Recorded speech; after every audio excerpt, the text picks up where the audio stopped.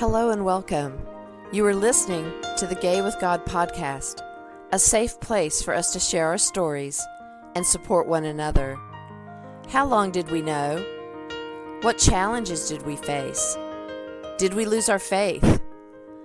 When did we find our way back home? Or are we still searching? The stories you hear on this podcast will melt your heart and strengthen your belief that in God, all things are possible, and you can be authentically gay with the God of your understanding. I am your host, Midge Noble, and I am very honored that you are here. Hello, everybody, and welcome back to the Gay with God podcast. And as always, thank you so much for showing up for this episode. Thank you for sharing and your connections and just putting this content out into the world the way you do so successfully. And I really appreciate that. I appreciate the fact that we are connected. We may have never met face to face. We may have never talked. You may have never left a message, and we may not know that we know each other. And yet, because we are spending this time together in this time and space, we are making a connection. We're making that connection via this format, a computer format, and yet it's still honored as a connection. We make connections all the time, even with the annoying sales calls that we get or the calls there where people are begging for money for one candidate or another. We make connections whether we think we're honoring them or not. And maybe we're not honoring every single connection we've made. And yet it's possible for us to look at why we might want to consider honoring every connection. I'm not going to donate to every person who calls me or writes me or blows up my email. And yet, that's my opportunity to send some sort of message via the energetic line of connections if I wanted to. Anytime we come face to face with someone on a sidewalk, in a store, people watching while sitting at the mall or in a coffee shop, those are connections that we are energetically making. For those of us who want to upgrade the energy and the positive energy in the world, sending mental connections are a source of energy that we can send to people that we meet along our way and during the day. Connections are so powerful, and I believe in the power of energetic connections. I read one time that if you cannot say you're sorry to someone after many, many years of maybe something that you had done and you really wished you hadn't said that thing, did that thing, forgot to do something, and that person may be too toxic for you to make a person-to-person connection, but it may be that you can't rest in your soul because of whatever happened. And making a connection and knowing that you are still connected via an energetic thread because you're still holding on to something, or they may be holding you bound by something, that you can energetically send a message to the heart and soul of that other person, and that it would be honored. And I'm not saying that's the gospel, but I am saying that I believe that it's possible that we can release our connections to people that were toxic, and we can also send positive messages to people that we feel touched by. Like if you see someone that looks particularly sad, but you don't know them and you don't want to interfere with whatever's going on, and it's just a feeling, a sense that you have that they need support. You can send a smile and they might see it. You might wear the "You're Enough" sweatshirt out into the world and they may make a connection with you because of that. You can still send that love and affirmation and a prayer for that person that you feel needs extra support. You know, the connections that we make in our lifetime, we think are just in familial ways or in friendship circles. We have such beloved communities that we've always said we need to stay together for strength and for some kind of safety. And yet it's deeper than that.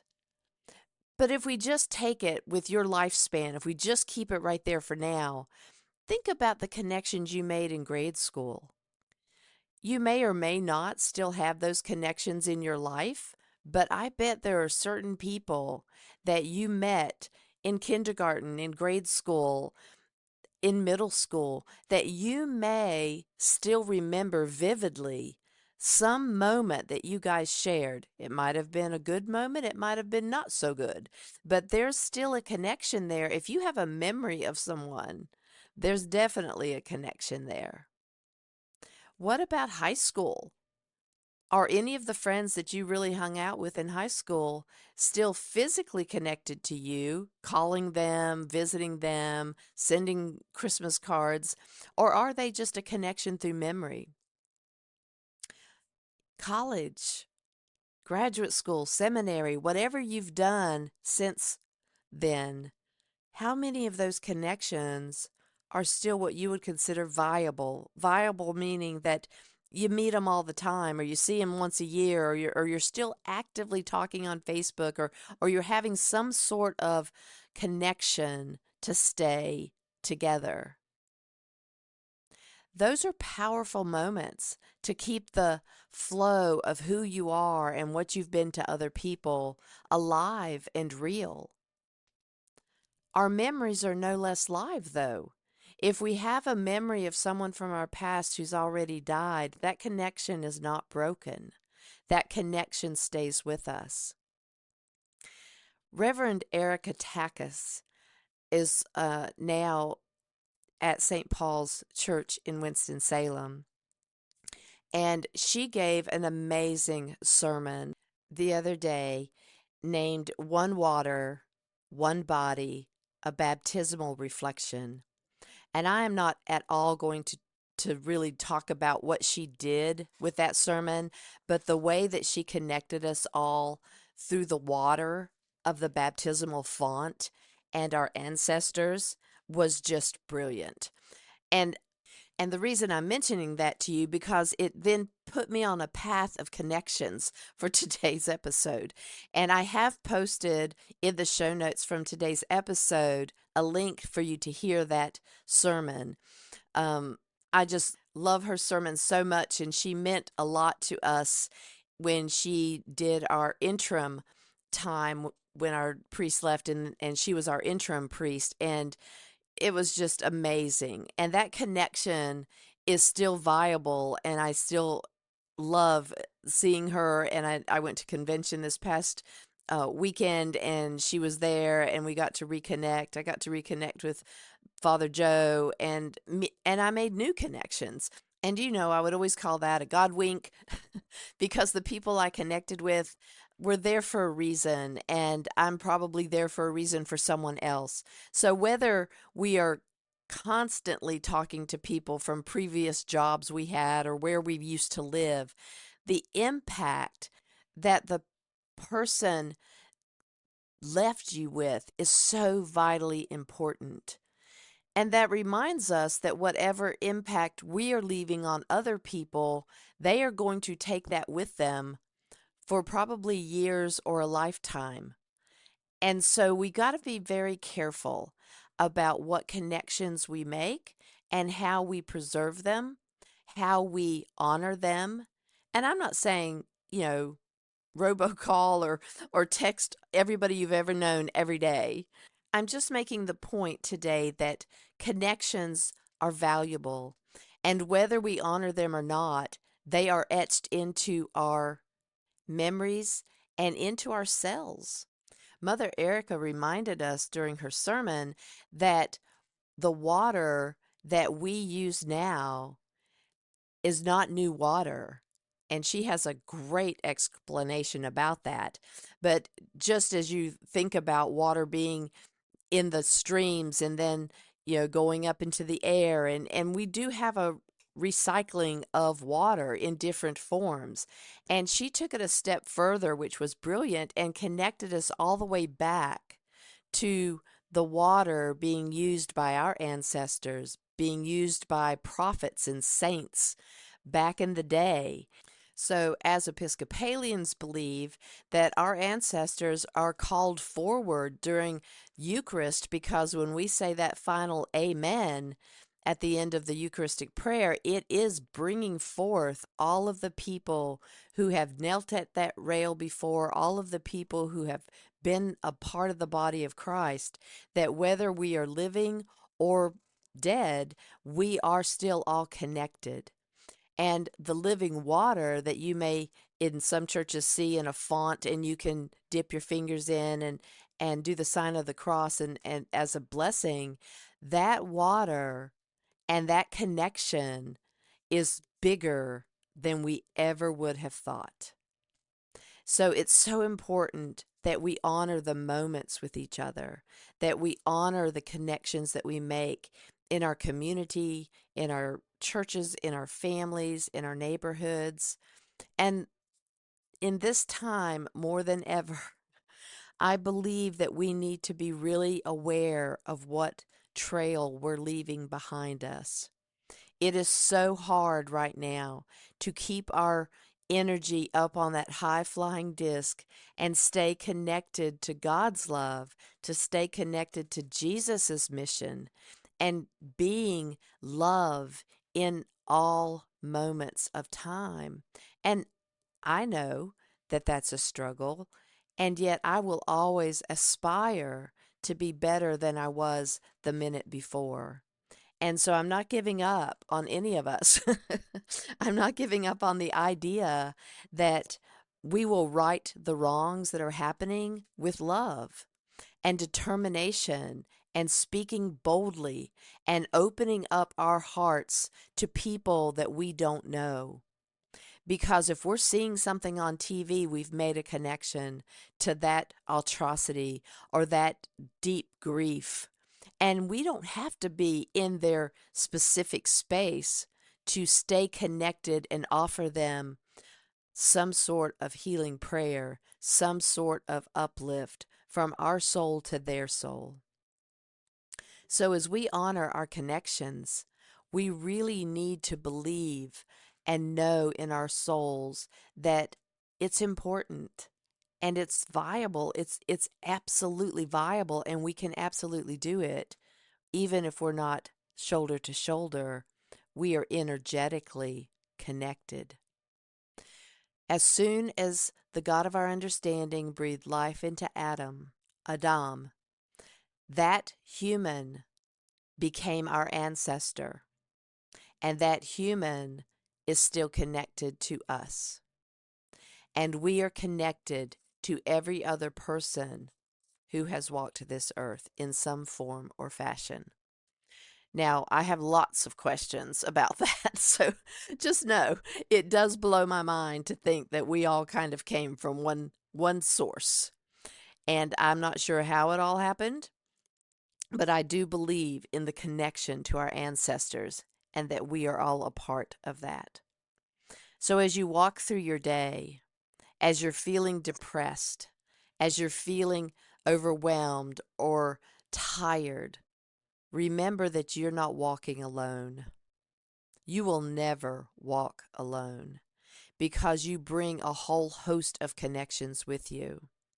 Think about what impact the most wonderful, uplifting person you've ever met, what did they leave with you? What was it about them that you now, all these many years later, remember them because they were what? And that is still within you. So if we want to continue to put the good out there, we have to remember all the good that we already have within us.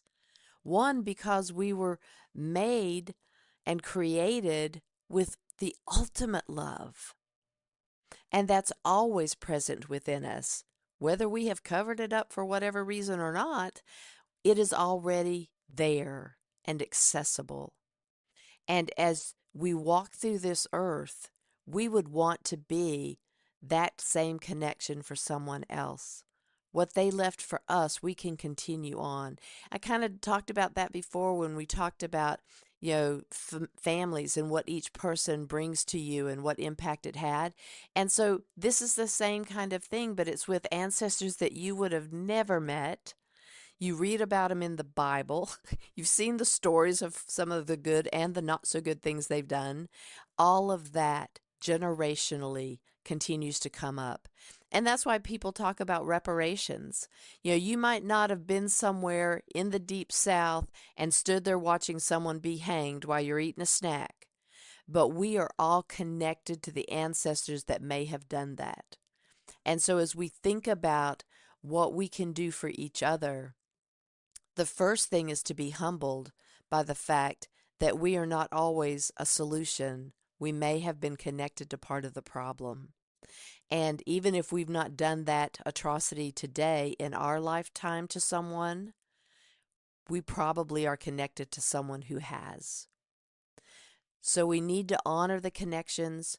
We need to think about how we can energetically and physically and by the words and the things that we do and say now continue to move this generation forward and make sure that the connections that are made with us will be ones that will be remembered in a healthy, positive, loving way by those we have connected with, whether we even know it or not.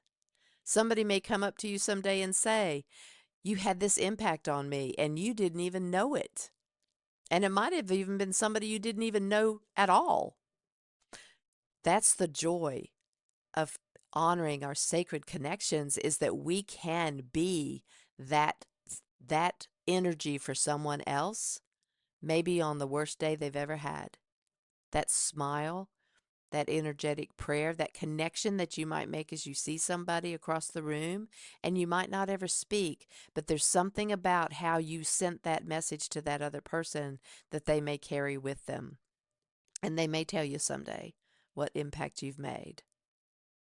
I know that each of you have made an impact on me by keeping this podcast viable and a voice for those of us who know that we are loved by the God of our understanding, and no one can take that away. Thank you, everybody, for spending time with me today. I appreciate you so much. If you want to hear Reverend Erica Takis' great sermon, go to empoweredmidge.podbean.com, and there's a link on the show page for you to be able to hear that sermon. And I sure hope that that you'll be able to access that for yourself. It was well worth it for me. On that show page at empoweredmidge.podbean.com, you can also find a complimentary confidential coaching session with me. We can meet and see what things are coming up for you and what you may want to explore more in a formal coaching session. So look for that link. You can also get a link for my memoir, Gay with God, Reclaiming My Faith, Honoring My Story. And if you want to stay in a beloved community and talk more about your faith journey or your coming out, go to Facebook and join the group Gay with God, where we do a monthly group entitled My Faith Journey within that group. So you join Gay with God, and then you'll get the link to be able to be a part of our community called My Faith Journey. Make sure that you answer all the questions to get into the Gay with God Facebook group so that I can invite you inside. If you are listening to this podcast and are questioning whether you can be gay and be in a relationship with the God of your understanding, if you identify as LGBTQIA+, are not even sure if you are gay, God has always been within you. Even when you didn't know it, you have always been gay with God. Thank you, everybody. Stay tuned to see how you can join the Gay with God community. And as always, you are loved. I want to invite you to become a part of the Gay with God community. How can you do that? Stay connected by messaging me your thoughts and comments in the comment section under the downloads of the show on the Gay with God show page. Subscribe to this podcast wherever you listen and share so we can increase our community outreach and be a light to those who are struggling to claim their faith. Consider being a sponsor so I can highlight your service in our community. We are all worthy of respect and a relationship with the God of our understanding. I want to thank you in advance for supporting this podcast. Together, we as a community will keep this show visible and our community stronger. Deep gratitude to my friend Tim McClendon of Tim McClendon Music for allowing me to use an excerpt from Interlude 4, a song found on his CD entitled Sundance.